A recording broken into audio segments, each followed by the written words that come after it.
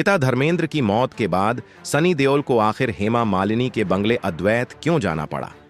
क्या 450 करोड़ की दौलत के लिए सनी देओल ने अपनी सौतेली मां के दरवाजे पर दस्तक दी थी?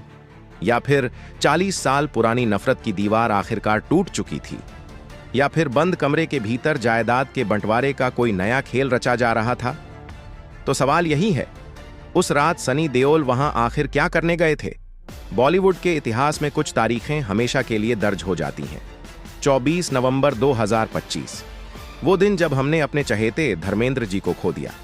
लेकिन इसके बाद जो कुछ हुआ, उसने पूरी इंडस्ट्री को हिलाकर रख दिया।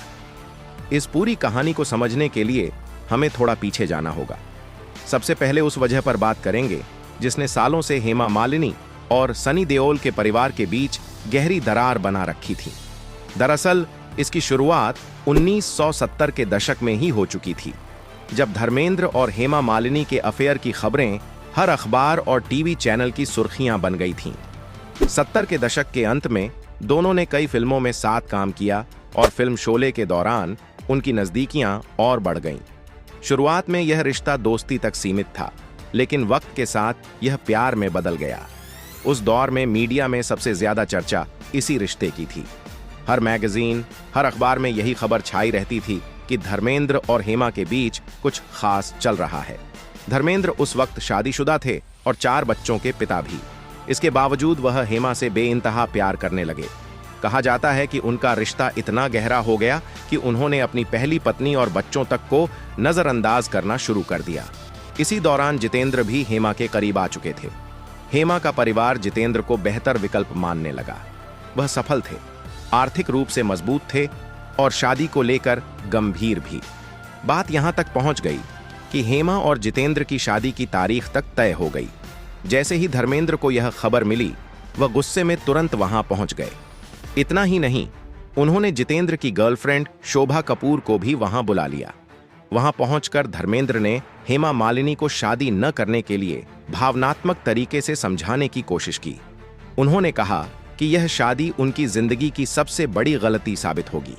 कहा जाता है कि उस समय माहौल इतना भावुक और तनावपूर्ण हो गया था कि हेमा के परिवार और जितेंद्र की फैमिली के बीच तीखी बहस शुरू हो गई। आखिरकार शादी रोक दी गई और जितेंद्र का परिवार नाराज होकर वहां से चला गया। इसके बाद हेमा मालिनी के पिता और धर्मेंद्र के बीच भी काफी गर्मागर्मी हुई। मामला इसलिए और बिगड़ गया क्योंकि धर्मेंद्र की वजह से हेमा के परिवार को समाज के सामने अपमान झेलना पड़ा। कहा जाता है कि शादी टूटने के बाद हेमा मालिनी के घर का माहौल पूरी तरह बदल गया। घर वालों ने उन्हें ताने देने शुरू कर दिए कि समाज में उनकी वजह से परिवार की नाक कट गई है। बताया जाता है कि हेमा मालिनी धर्मेंद्र से प्यार तो करती थीं, लेकिन उनसे शादी करने का फैसला कभी पूरी तरह उनके मन में नहीं बैठ पाया। वह खुद भी इस रिश्ते को लेकर लगातार असमंजस में थीं। जब धर्मेंद्र की वजह से जितेंद्र और हेमा मालिनी की शादी टूट गई, तो समाज और परिवार के तानों से घिरकर हेमा मालिनी ने आखिरकार मजबूरी में धर्मेंद्र से शादी करने का फैसला किया। माना जाता है कि इसी दौर में धर्मेंद्र ने प्रकाश कौर से अलग होने के बारे में भी सोचा, लेकिन प्रकाश कौर ने तलाक देने से साफ इनकार कर दिया। कहानी तब और आगे बढ़ी जब साल 1978 में हेमा मालिनी के पिता का निधन हो गया।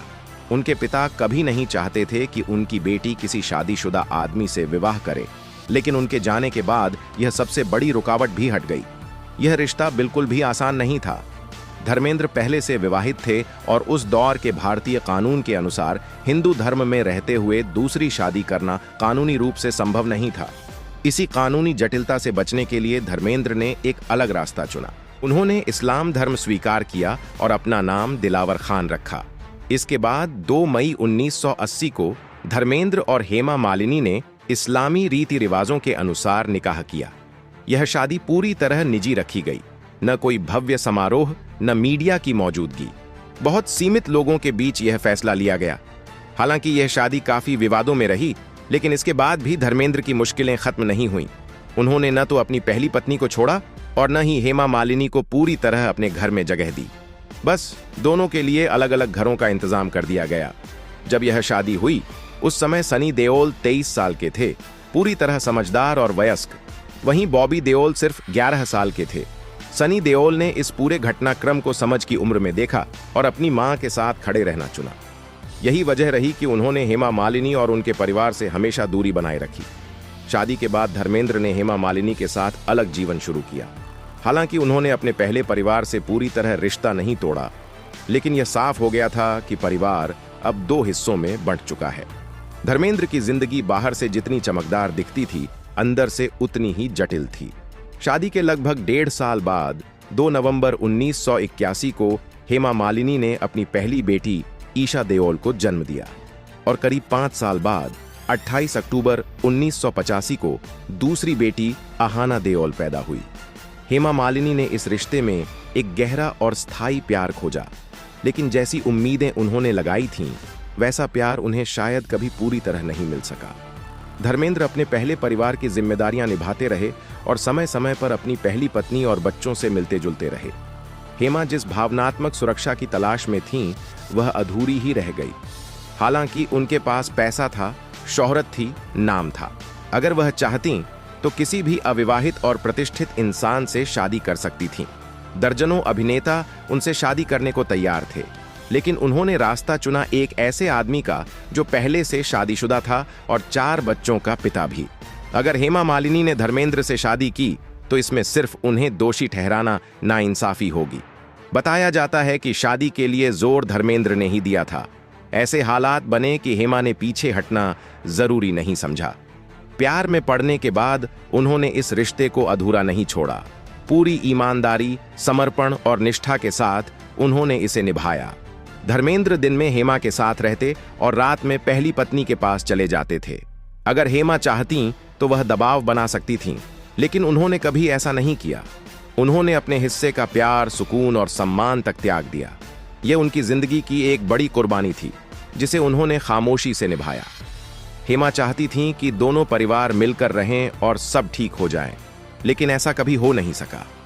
सनी देओल इस स्थिति से बेहद नाराज रहते थे और उनके मन में हेमा मालिनी के लिए गहरा गुस्सा भर चुका था। सनी को लगता था कि उनकी मां ने कोई गलती नहीं की, फिर भी उनके हिस्से का प्यार आधा कर दिया गया।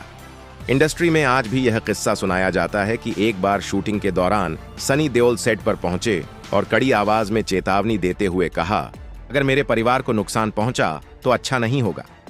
कहा जाता है कि उसी दिन सनी देओल ने हेमा मालिनी को सब कुछ साफ साफ कह दिया था। यही वजह मानी जाती है कि सनी और बॉबी देओल ने कभी ईशा और आहाना को बहन के रूप में स्वीकार नहीं किया। यहां तक कि ईशा देओल की शादी में भी देओल परिवार के दोनों बेटे शामिल नहीं हुए। बड़े बड़े फंक्शन और पारिवारिक मौकों पर भी दोनों परिवार हमेशा अलग अलग ही दिखाई दिए।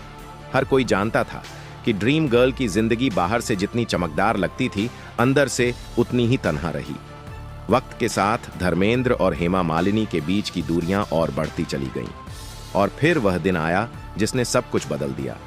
जब हाल ही में धर्मेंद्र का निधन हुआ, तब पूरी दुनिया ने देखा कि हेमा मालिनी सच में कितनी अकेली रह गई थीं। धर्मेंद्र उनके जीवन का सबसे अहम हिस्सा थे। उनके जाने के बाद हेमा के पास अपना कहने को कोई नहीं बचा था। लेकिन धर्मेंद्र की अंतिम विदाई में भी हेमा को पराया समझा गया। उन्हें यह एहसास कराया गया कि वह उस परिवार के लिए अब भी बाहरी हैं। एक पत्नी जिसने अपनी जिंदगी का सबसे सुंदर, सबसे कठिन और सबसे निजी समय एक ही आदमी के साथ बिताया, जिसके लिए उसने रिश्ते तोड़े, समाज की बातें सही और 4 बच्चों के पिता के साथ जीवन निभाया। उसी आदमी की अंतिम विदाई में हेमा और उनकी दोनों बेटियों के लिए कोई जगह नहीं थी। उसी वक्त जुहू में हेमा मालिनी के घर अद्वैत में बिल्कुल अलग माहौल था। न कोई कैमरा, न कोई शोर। भजनों की गूंज के बीच हेमा जी ने अपने घर पर एक निजी भजन संध्या रखी थी। वहां मौजूद सुनीता आहूजा ने बाहर आकर बताया कि हेमा जी रो रो कर टूट चुकी थीं। यहीं से अफवाहों का सिलसिला शुरू हो गया। लोग कहने लगे, देखो, पिता के जाने के बाद भी बेटों ने सौतेली मां को पूछा तक नहीं। सोशल मीडिया पर शोर मच गया कि अब जायदाद को लेकर महाभारत होगी। लेकिन उस रात ने इन तमाम अफवाहों पर अचानक विराम लगा दिया, जब सनी देओल बिना किसी तामझाम के अपनी सौतेली मां के घर पहुंचे। यह सिर्फ एक मुलाकात नहीं थी, यह एक संदेश था, 45 साल पुरानी दूरी के खत्म होने का। सनी देओल वहां जायदाद मांगने नहीं गए थे, वह उस फर्ज को निभाने गए थे जो उनके पिता उनके कंधों पर छोड़ गए थे। हैरानी की बात यह थी कि सनी के साथ उस गाड़ी में भरत तख्तानी भी मौजूद थे, ईशा देओल के पूर्व पति, जिनका रिश्ता अब कानूनी रूप से खत्म हो चुका है। सोचिए, जिस दामाद का रिश्ता टूट चुका है वही इस दुख की घड़ी में सनी देओल के साथ खड़ा था। यह बताता है कि देओल परिवार के रिश्ते सिर्फ कागजों तक सीमित नहीं है। सूत्रों के मुताबिक यह मुलाकात बेहद भावुक थी। घर के अंदर खामोशी और दर्द पसरा हुआ था। अद्वैत का वही बड़ा डांस हॉल जहां हेमा जी रियाज करती थीं, जहां दीवारों पर धर्मेंद्र और हेमा की रजिया सुल्तान द्वार की तस्वीरें लगी हैं, उसी हॉल में सनी देओल ने अपनी सौतेली मां और बहनों के आंसू पोंछे। अब बात उस जायदाद की जिस पर सबकी नजरें टिकी थीं। 450 करोड़ की संपत्ति, जुहू के 2 आलीशान बंगले, लोनावला का 100 एकड़ फार्म हाउस, विंटेज गाड़ियों का कलेक्शन और करोड़ों का रेस्टोरेंट बिजनेस। बाजार में चर्चा थी कि सनी और बॉबी अपनी सौतेली बहनों को इससे बेदखल कर देंगे। यह भी कहा गया कि चूंकि धर्मेंद्र ने कभी प्रकाश कौर को तलाक नहीं दिया, इसलिए हेमा और उनकी बेटियों का कानूनी हक कमजोर हो सकता है। लेकिन अब साफ हो चुका है कि यह सब महज अफवाहें थीं। देओल परिवार के करीबी सूत्रों के मुताबिक सनी देओल का दिल बिल्कुल अपने पिता की तरफ बड़ा है। उन्होंने साफ कह दिया, कोई ड्रामा नहीं होगा, कोई कोर्ट कचहरी नहीं होगी। ईशा और अहाना को उनका पूरा हक मिलेगा, पूरे सम्मान के साथ। हेमा मालिनी, जो हमेशा एक मजबूत महिला बनकर खड़ी रहीं, जिन्होंने कभी किसी से कुछ नहीं मांगा, आज जब उनका जीवन साथी चला गया तो वह सच में अकेली पड़ गई थीं। ऐसे में सनी देओल का उनके घर जाना, उनके पास बैठना और यह कहना, माँ मैं हूं, बहुत कुछ कह गया। उस रात सनी देओल ने सिर्फ एक बेटे का फर्ज नहीं निभाया, उन्होंने समाज को भी यह संदेश दिया कि रिश्ते खून से नहीं, भावनाओं से बनते हैं। और उन सभी आलोचकों का मुंह बंद हो गया जो यह सोच रहे थे कि धर्मेंद्र के जाने के बाद यह परिवार टूट जाएगा। धर्मेंद्र सिर्फ एक अभिनेता नहीं थे, वह एक सोच, एक दौर और एक संस्कार थे। लोग उन्हें इसलिए नहीं चाहते थे कि वह सुपरस्टार थे, बल्कि इसलिए कि वह अपने जैसे लगते थे। सादगी, मिट्टी से जुड़ाव और रिश्तों की कद्र, यही उन्हें महान बनाती थी। धर्मेंद्र जी अपने पीछे संपत्ति से कहीं ज्यादा कीमती चीज छोड़ गए, संस्कार। 450 करोड़ की जायदाद अब सवाल नहीं रही, क्योंकि जहां प्यार और सम्मान हो वहां बंटवारे कागजों से नहीं, दिलों की रजामंदी से होते हैं। लोनावला का वह फार्म हाउस जहां धर्मेंद्र खेती करते थे, भैंसों और घोड़ों के साथ वक्त बिताते थे, अब उनकी यादों का मंदिर होगा। सनी और बॉबी ने साफ कर दिया है कि उनकी बहनों का हक भी उतना ही है जितना उनका। यह कहानी हमें एक सबक देती है, जिंदगी बहुत छोटी है। गिले, शिकवे और दूरियां मौत के सामने बौनी पड़ जाती हैं।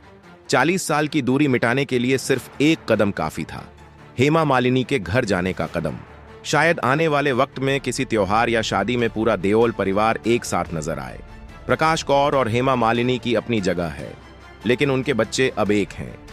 आज सनी देओल सिर्फ बड़े बेटे नहीं, बल्कि देओल खानदान के नए वट वृक्ष हैं, जिसकी छांव में ईशा और अहाना भी उतनी ही सुरक्षित हैं जितने कर्ण और राजवीर। बॉलीवुड में जहां अक्सर परिवार टूटने की कहानियां सुनाई देती हैं, देओल परिवार की यह कहानी एक उम्मीद है। 450 करोड़ की दौलत तो आती जाती रहेगी, लेकिन उस रात सनी देओल ने जो कमाया, अपनी बहनों का प्यार और सौतेली मां का आशीर्वाद, वह अनमोल है। धर्मेंद्र उन चुनिंदा लोगों में से थे जिन्हें देश ने सिर्फ सुपरस्टार नहीं, बल्कि एक सरल और मानवीय इंसान के रूप में याद रखा। धर्मेंद्र जी के संघर्ष और साहस को श्रद्धांजलि देने के लिए कमेंट करना न भूलें।